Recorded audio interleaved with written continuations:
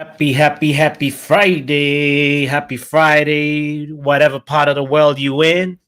I just want to welcome you to the Football Power Hour. You're chilling with me, Botswana Papi, and I just want to say, hey, you deserve a pat on the back because you made it this far. There you go, baby. Just say, I made it this far and I deserve to celebrate. You know why? Oh, what a week it's been. So many things happening. But you know what? We are here. And I just want to just say, first of all, that 2-2 result that we had, we're going to talk a little bit about it and talk about and preview the game.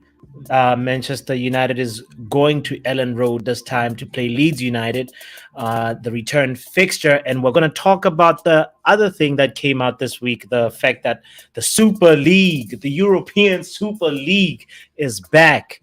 And a little question that nobody really is talking about, unpopular opinion of the day, which I was just thinking about. I was like, should Marcus Rashford be the skipper for Manchester United? I don't know. It's just a little question that came into my mind this Friday. And I just want to say, hey, chill, sit back, relax. And we just, first of all, also have to recognize the fact that there is a tragedy going on right now in many cities across Syria and Turkey. And I want to just, first of all, just correct a report that I had picked up earlier on in the week, where Christian Atsu, there were reports that Christian Atsu was injured and he had been found. But the truth of the matter is, no, Christian Atsu is still somewhere in the rubble, still somewhere in Turkey, and nobody knows exactly where he is. Nobody knows if he's alive, if he's still breathing. So we have to just take a moment to think about him and wish and pray and hope that, him and as many as other people that are affected as well, that situation becomes better. So big moment moment to just think about that and just say, damn, it really even sucks when there were reports that came out that you were okay, you were found injured. I found that article on ESPN. That's the article that I was referencing when I was making that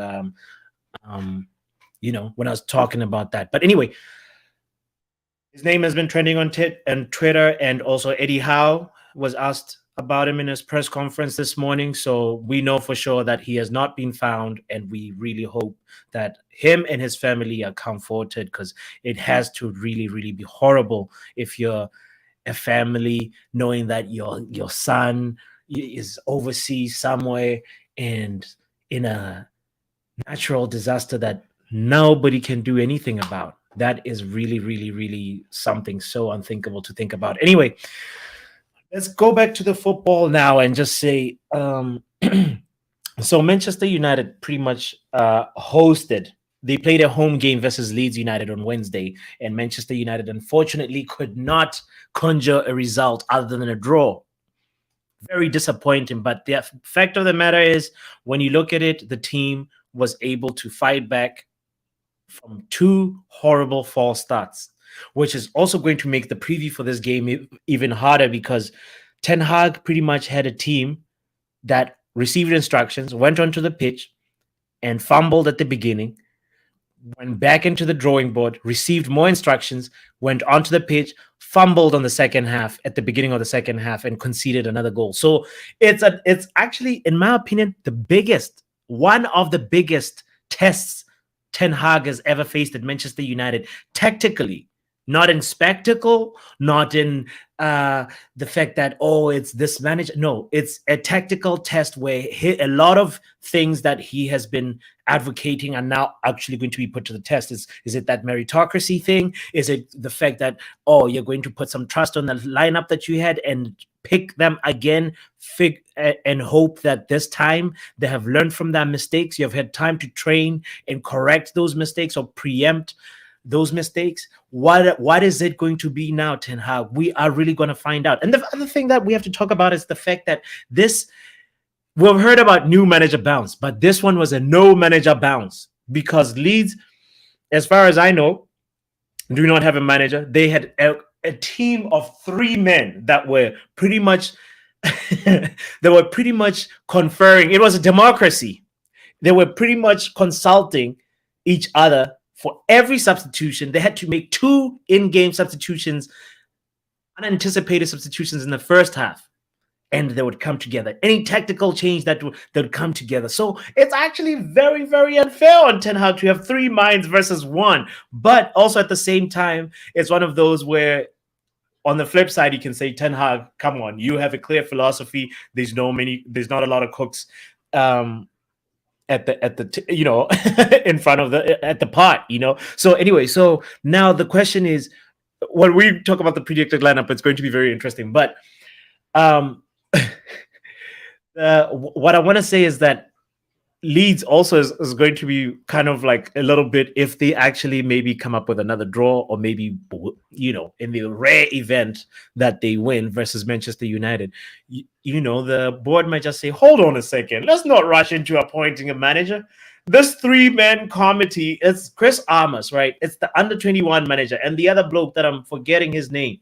But those guys are pretty much just perfecting Jesse Marsh's philosophy. And Jesse Marsh's school is also kind of evolved from, it's a derivative of Marcelo Bielsa's tactical school. So it's like very much interesting to see what's going to happen moving forward and what kind of manager are they going to appoint, because they could easily just move in a totally opposite direction, which would look a little bit nonsensical. In a weird way, the Leeds board move a little bit like Chelsea, in the fact that they try to build an American society, and then they fire the American after bringing in another American a few, like maybe 7 days before that. Chris Armas was brought in to pretty much, help Jesse Marsh with the empire that they were building. They got this Weston McKennie. They already had a heavy recruitment in American football players,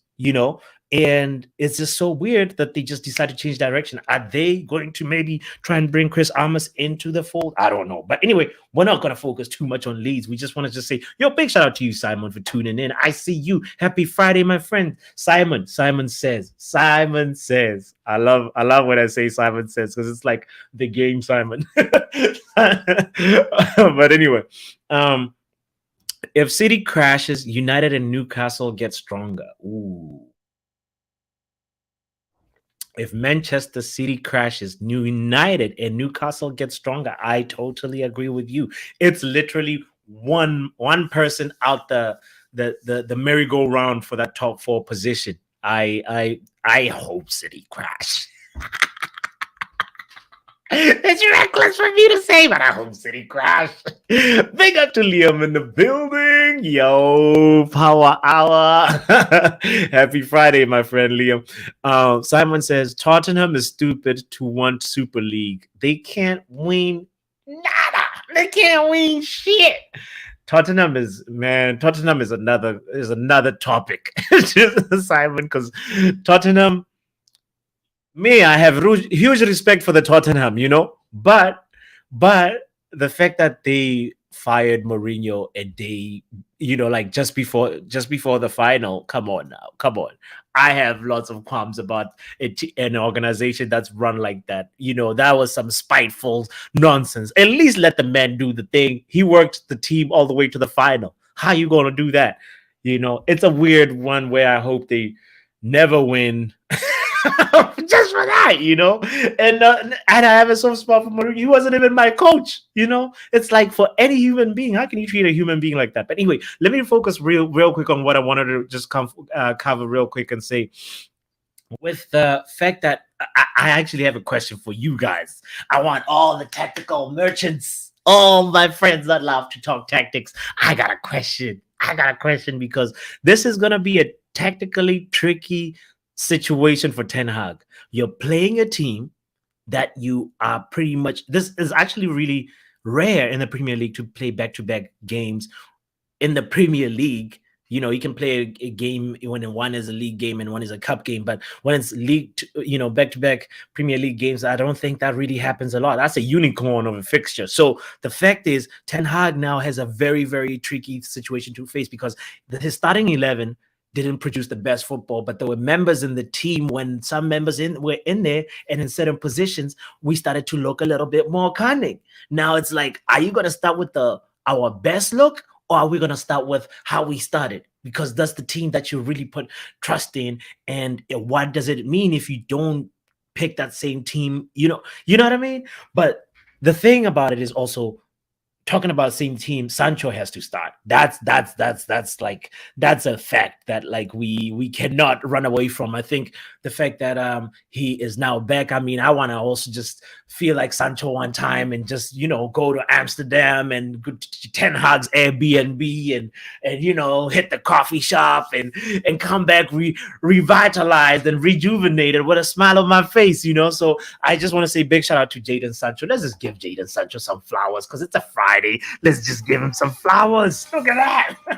Let's just say, Sancho, it's good to be back. It's good that you're back. It's good that I saw his Instagram post when he said something like that, like, oh, I missed the feeling of scoring. And, I hope that he picks up from where he left off. And I think Luke Shaw was responding to that. So it's nice to kind of see that sort of momentum starting to kind of pick up from where when he was good.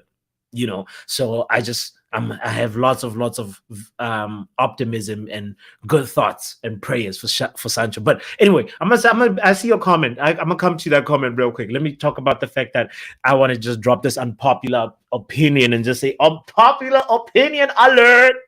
Unpopular opinion of the day is that in that disastrous Leeds game that we played on Wednesday, we forget the fact that Fred, the most disastrous player on the pitch on Manchester United side, right? Fred, he's a player who rarely has. Fine, we can all agree he's never consistent. He's never consistently good, or he's never consistently. Let me rephrase that. We can mostly all agree that Fred is rarely consistently excellent. He's had games where he's actually spectacular. You're like, oh, Brazilian Fred, he found the passport. We've seen those games, but we can agree that he's not that. He kind of fluctuates between good to like very good and rarely on that excellent level. But like he's good to very good. That's his that's his range, right? So the thing is, on the flip side, though, he rarely has a horrible 2-3 games in a row. I don't think when he's been given the chance to start, Fred, like he'd rather become the underrated player who helped the team really, really play well and and was like a nuisance and stopping fires from developing and stuff like that. But he's never really a player that consistently play like. If he had a stinker last game, I don't think he's gonna put a stinker this game. On Sunday, nah. That's an unpopular opinion, I concede, but like that's just I have to share that because this guy, he can bring us something, and when he scores versus Leeds on Sunday at Elland Road, I'm gonna be like, I told you so. But anyway, the thing that let me go to the comment real quick. Okay, Liam, all right. I hope City crash. They are plastic. Simon is out here with the energy. Yo, yeah, man. Man City is yeah. It's doo-doo. It's doo-doo. That cheats. That disgrace. All right, let's get to the question that I wanted to ask real quick before we talk about the Super League, because I see your comment, Liam, and I just want to just ask this question real quick, right? In that game, we saw how it's not by coincidence that Leeds, the way they scored in the first 56 seconds, they had a tactical plan that they were following, and it was pretty much to choke that middle area for Manchester United. Matter of fact, let me show you what I'm talking about real quick. Let's be more specific with it and say, look at this. Look at how every time there was just a clear repetition. Anytime we had the ball, trying to build up with David De Gea at the back. This is what Leeds did. He pretty much, this is Varane with the ball, and this guy here, Harrison, blocked Sabitzer. This is 20 seconds into the game. You see what I'm talking about? 20 seconds into the game, Sabitzer is blocked. And everybody's on a super aggressive mode. Our players, where they at? That's Luke Shaw, that's Martinez, and Dalo is somewhere outside the frame over here, right? Trying to hug the touchline. And we normally do that. That's sort of like our build-up where it's two center backs, and then there's usually three players, whether one of them is one of the sixes, or and the fullbacks are usually in hugging the touchline right there. So the thing about it is, this was a constant occurrence. We see this. This is 20 seconds in, right? All right, 20 seconds in. We wait for a second, wait for a second, wait for it. It keeps on happening over and over and over again. Now, this is what? This is maybe... Oh, no, it's not that. This one. That's this slide that I want to share. This happens probably like within the first... Man, the way they were closing us. Look at this. Look at this. Look at this. This is what? 7 minutes, 35 seconds in. Varane with the ball. Who's blocked again? Sabitzer is blocked by Harrison. And this is, I think Somerville had just come in for Ngoto. And this is the other kid, Bamford. Every time they'd keep doing this, and then we were forced to just play the ball onto the wings, and that's the only way we were able to get the ball forward. And now, if this keeps on happening, because this is 7 minutes in, right? Now, look at this. This is one last time. This is another exhibit right here where, in fact, I might have just the there we go. Look at that. This is 4 minutes in. Who's blocked again? Sabitzer.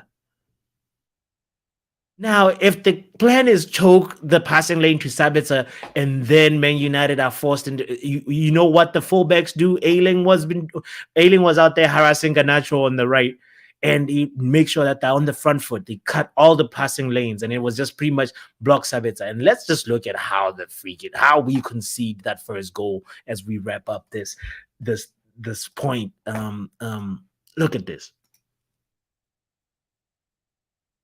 This was just abysmal. You wonder, why are we not prepared when it's a derby? No, I keep showing that one is not the one. Aha, there's the one I want to show. All right. So why are we not prepared when it's for a derby? That's just so. It's like, guys, you understand we're on TV now. Let's look at this. Let's look at how we... De Gea, I want to know whose fault is it that we concede. Let's look at this, right? De Gea gives it to Varane. All right? Varane drives back to De Gea. De Gea back to Varane. He's like, nah, man, I don't want no part of this. You do this. Varane says what? Nah. Let's go to Dalo. Dalo, right here. All right. We repeat again. Varane picks it up, and guess what? We repeat the same thing. Dalo, this is a moment. Look at this moment. When we lose the ball. Oh, no. So Varane gives the ball to Dalo, and then Dalo decides to find Bruno. Whose fault is it right now? Why can Dalo not see that over there, before even Ngoto presses, you can see that Martinez is free. You just hit a ball across. Or better yet, give it to De Gea. We had this moment just repeat itself here where you gave it to De Gea, and De Gea was not quick enough to see that this triangle keeps on pressing. And right now they're pressing the left side of the pitch. And Bamford cannot, like, look at this. It's repeating. Whose fault is this? Is it Dalo for giving Bruno? Or is it Bruno for losing the ball? Or is it De Gea for not helping with the switch? Because it ends up being a goal so easily. I have no idea, man. I need some help. I am here. I'm like, who's got the answers? Because I need some help. Anyway, this is a problem because I feel like right here, right here. Let's look at this moment again. Boom. Bruno should not have had a second touch with that ball. This is a Ten Hag triangle. Dalot gives the ball to Bruno. Bruno is supposed to give it to Varane. Varane is not even in the natural center back position right here. All Varane is going to do is pass the ball on. And right now, Bruno decides to take 2 touches. And now he's pulling shirts because he broke the Ten Hag. The Ten Hag triangle is disjointed because of Bruno. That's my answer to that. But I don't know. I could be wrong. I could be wrong. Somebody else may see it differently because there is a whole lot of. It's like, did De Gea not distribute the ball for us? If we had a better goalkeeper with a better ball distribution, does that moment get avoided? Do we avoid it or no? I don't know. If we have.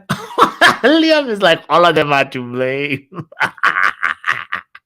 No, but like Liam, like there is somebody. No, if you're saying all of them are to blame, let me tell you, Liam, let me differ with you. You know why?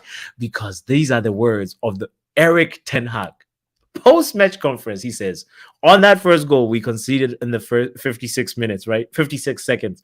He says, we have to make sure we're playing in the right formation because there was a problem in the first goal. There was a wrong decision in the movement from one player. Of course, those are the words of Eric Ten Hag. There was a wrong decision in the movement of one player. Okay, so from that statement, that rules out the David De Gea ball distribution, because he would have said something else about it that's not movement related, maybe. So that means somebody in that movement. Is it Varane stepping out of position? But Varane should be trying to make that 1-2. That's the Ten Hag triangles that they've been practicing. At least that's how I see it. I don't know. I need technical merchants to please help out because, this is a very, very, very serious thing that I hope that we do not start again with that thing where if they block Sabitzer, where was Fred? Sometimes maybe you need the intelligence to see that Fred needs to see that Sabitzer is blocked. And then you need to come, drop down and create another passing lane. And then Jack Harrison gets confused. Maybe that's the movement. Maybe that's what Ten Hag is talking about. I don't know. I need answers. I'm here with questions. But let's talk about the Super League. Let's go to this comment. Yo, Jordan in the house. Jordan, then we're trying to, please, I don't want to show that video again, but please just, if you can get a moment, Jordan, today, I beg you, please just check out that little video that I just showed. I need your answer to this question. It's a very, very serious question, but it's a tactical question. So if you love to talk tactics, please do. Anyway, let's talk about the other thing that Liam asked about. Are you in favor of the Super League? My friend, Liam, let me tell you real quick. I was really, really amazed by or rather, amused by the La Liga president's response, Javier Tebas. He said, the Super League is the wolf who today disguises himself as a granny to try to fool European football, but his nose and his teeth are very big.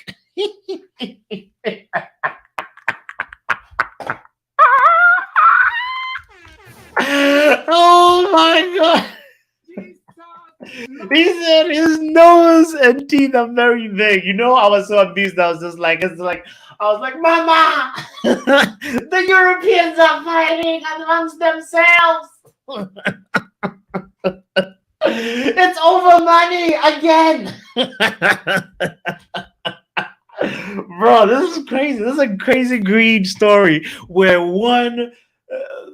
but it's right now I'm amused by it. To answer your question, first of all, Liam, and be like, is this funny? First of all, the other thing that I find a little bit intriguing is how everybody's responding to it and making up their mind when we don't even know the details yet. It's just been so far what's been put forth is, it's an open dialogue. there is some intentions of 60 to 80 teams, no permanent members, minimum 14 matches per season for every participant, and the multi-divisional format. Those are some of the key points that we know, but we don't know exactly what is that no permanent members or a performance based or performance merit based type of qualification system works. What does that actually mean? Like, while responding, a lot of people make their minds up so quick. I'm just like, no, we're too quick to judge. I'm actually almost as optimistic as Ten Hag, like, where I'm like, this could be for the benefit of football. Ten Hag had a pretty positive answer on it, where it was more like, no, there's always people with new ideas and new initiatives trying to make things better.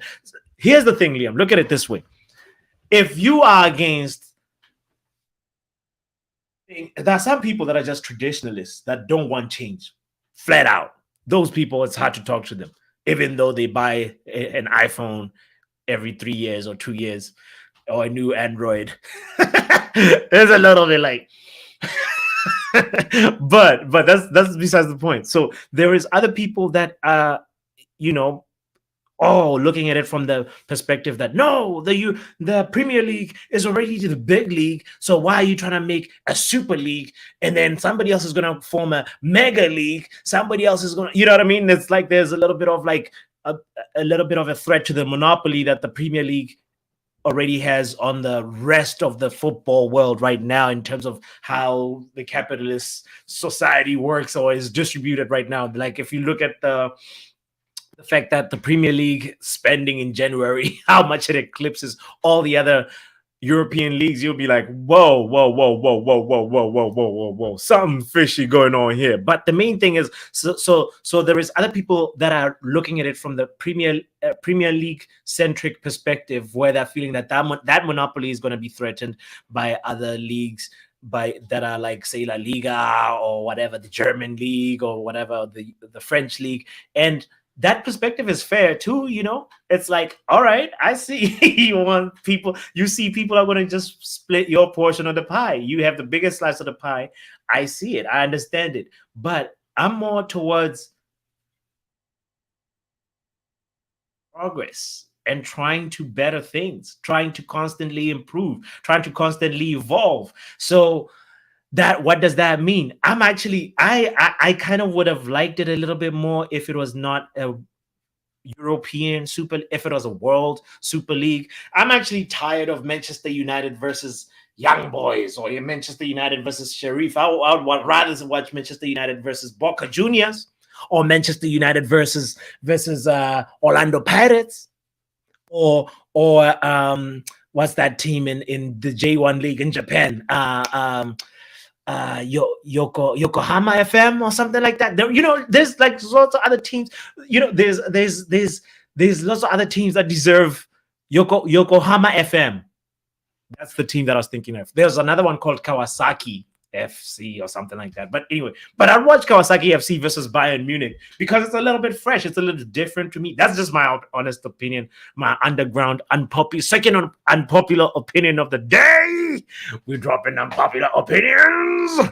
But like, I'd rather watch that over Manchester United versus Young Boys, because I've seen that fixture a couple of times, and I'm down for more visibility for different regions of the world, and especially if the money, this is the condition, especially if the money is there to feed the bottom of the football pyramid. Now, there's all kinds of pyramids. There's the pyramid in the English football world, in the English Football Association, right? And then there's a pyramid in the South African League. There's a pyramid in the Ghana League. There's all kinds of pyramids all across. But like, the main thing is, if a new competition is formed under the auspices of, I am here to better or give money to places that are underprivileged, or support leagues, or look for more talent, or another one. Matter of fact, this one would be more interesting. This is a new competition, actually. Here, scratch what I just said. If they said, this is a new competition that is co-ed, that brings more visibility to to women's football, that will raise money also for all the other grassroots places that we talked about. So don't scratch all of that what I said. No, scratch some of it. But like it's just like one of those things where I think, to summarize that point, is just like, I think football has the ability to make a change, a positive change around the world. And I'm down for a competition that is formed, even if it's a league that is formed towards making football better, making humanity better, making uh progressing us. I am down for that. And especially if it's not about greed, and if it's not about people enriching themselves. If it's about that, hell no. That's where I stand with it. Unpopular opinion, but whatever. It is what it is, right? But the other thing is also like, it was funny because oh my god, let me look at the comments real quick, because I want to wrap up the stream. I don't like making the show. We're already at 30 minutes, so fast. Liam, okay, yeah, Liam was responding. Send the link, bro. Oh, Jordan, you want me to send the link, man? We're going.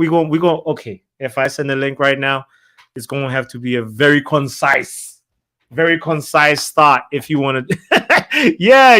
No, I'm down for co-ed. I'm not. The Nike fans is laughing, but I'm down. That is, bro. I want to see Alicia Lehman, freaking, embarrass Fred, you know, or I don't know. There'd be so many, like, we can make this. There's so many horrible games because we want to preserve tradition. Who watches the Community Shield in here? These people, if there's somebody that watches the Community Shield in here, I'd be so surprised. But or looks forward to watch. We watched the Community Shield because, okay, the last game that we watched was the Champions League final, and then from there we're like, there's nothing else to watch. All right, we're done with the preseason, fake fixtures. Those is people that are, those people that are out of shape. So if we're gonna get past that and actually use football to do something good, I'm down for that. Liam is laughing, saying Barcelona versus United in New York City. Hey man, that's 3.5 or 4 hours away from me. I'm down to go there. You know what I mean? So I'm talking from that perspective too. You guys, like I'm talking from a perspective where Barcelona versus United in Cape Town is actually going to be really good, not just for Cape Town, but for next place that the next fixture is at. I don't know. I'm just maybe thinking out the box. I don't know. I'm still making up my mind about the Super League thing. I'll just share the link real quick because I want to make sure that this stream is not longer than 35 minutes. So we got 2 minutes if anybody wants to chime in. The link is right there. Yeah, Jordan, you said send the link. The link is right there in the chat. If you're tuned in, happy Friday to you. The show is the Football Power Hour. We were just talking Super League initial thoughts. I was just surprised by how everybody was just writing it off before knowing that much about it. But you know what? I totally understand the outrage. The first iteration of this idea was horrible. It just smelled greed. But there's some people that are saying, no, we're getting we're going to get cheated by this. Like if we succumb to this is going to be bad. But I don't know. I'm more about change. I'm more about let's keep improving. Let's keep trying to see what could be the next better thing for us. All right, let's talk. I'm going to spend this last minute. The line has been right there, by the way. Yo, big up to my man Ayambila. He says, hi, I'm a sports journalist from Ghana. I want to join your sports show via Zoom call. You hit oh, I see your number, my friend. Please, the link is right there. I've just put up the link right. If you're watching from Facebook, the link is right there. And if you want to share your thoughts real quick about what I just said or something else, please feel free to do that. I'm going to just quickly say, wow, look, let's talk about the lineup real quick, the potential lineup, because this is going to be tricky. Does Ten Hag start with the same lineup or no? Oh my goodness, this is tough. So remember, I think the back line is going to stay the same. We're going to see Shaw, Martinez, Varane, Dalot, and De Gea, right? And then from there, we'll see, obviously, Fred has to play. Sabitzer has to play. Oh, that whole 4-6, that whole back seven, and De Gea, and Bruno, and Rashford. Okay, the team pretty much picks itself. The people that are in contention for dropping is Wergost, in my opinion, and Garnacho. Wergost and Garnacho. Obviously, I who knows? Who knows? Ten Hag has been surprising everybody. We played so much better with when we had Lindelof on the number 6 position, but that 6th position is so weird because you need somebody who is press resistant. And Lindelof, his ball security his distribution is good, his passing is good, but I don't know. I'm not so sold on his press. I'm not saying no way Fred is better either, So it's one of those things where the question is open. I don't know what I think my inclination is we're gonna probably continue with Wergost because it makes sense to try and give him a chance and give him that continuity thing and try and see how we can actually cross for Wergost while he's on the pitch. And Garnacho starts for Sancho. I'm with you, Liam. That's really the change that I would make too. I don't know if you agree with the rest of my lineup, but I'm, if by the way, my friend who wants to join on Zoom, if you want to just share also your predicted lineup, please feel free to comment. It will be right there. For you. So, and I hope you can join in on the next show because we already hit the 36-minute mark and I wasn't trying to make this more than 35 minutes. So thank you so much for everybody for tuning in. Don't forget to hit the like button. Don't forget to subscribe if you haven't. The show is the Football Power Hour. Check it out on YouTube. Hit the subscribe button. Help it grow. And yeah, I am Bila Peter. What you can... Liam reckless on this Friday. Oh, come on, man. Have a little faith. Have a little faith on the Werghorst. They told us he scores every other game. I get it. It's now been every other. How many others is it going to be? Werghorst? How many? For real?